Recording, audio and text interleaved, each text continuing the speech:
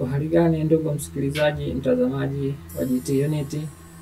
Leo naomba nikupe faida moja ambayo huenda ulikuwa hujui. Kuanzia enzi za mababu zetu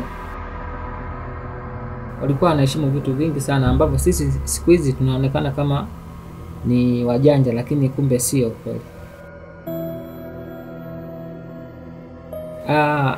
Kitu ambacho mimi nataka nikushauri ni kwamba ni mwiko mkubwa sana kwa mtu yeyote atakayefagia uwanja wake wa nyumbani kipindi cha jioni. Yaani ni jioni ile inaingia saa 1 au saa 12. Sababu ni nini? Sababu ni kwamba wageni ni baraka. Ndio maana Mungu aliumba mchana ili watu wema watembeleane.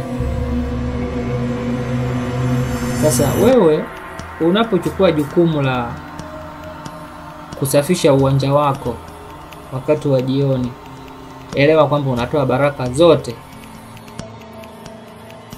ambazo umeletewa na wageni. Yaani mgeni akija anakanyaga kwenye uwanja wako, alafu akiondoka unafagia. Yaani ni kosa kubwa sana. Nini cha kufanya? Kwa kawaida ndio maana unakuta kila nyumba asubuhi kukicha watu ndo wanaanza usafi. Wanafagia. Ile ndio tamaduni ya kiasili ambayo inatakiwa mwanadamu uifanye, na si jioni. Na swala la jioni kama nilivyokueleza kwamba lile ni baya, sio nzuri, kwa sababu kuna wageni wanakuja na baraka zao. Pamoja kwamba wageni wote wanaokuja mchana sio wema, lakini asilimia kubwa.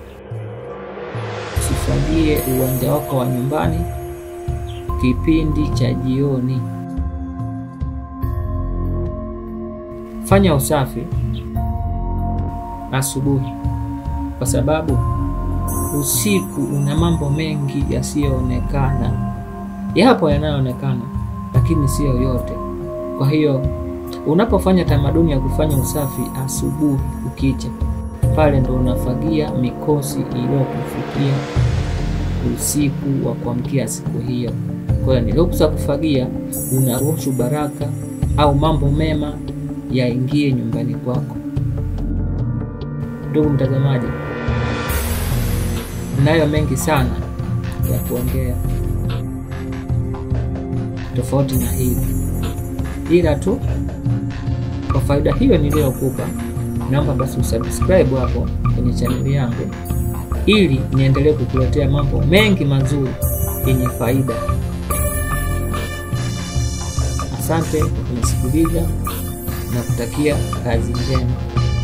GT Unity ni darasa huru.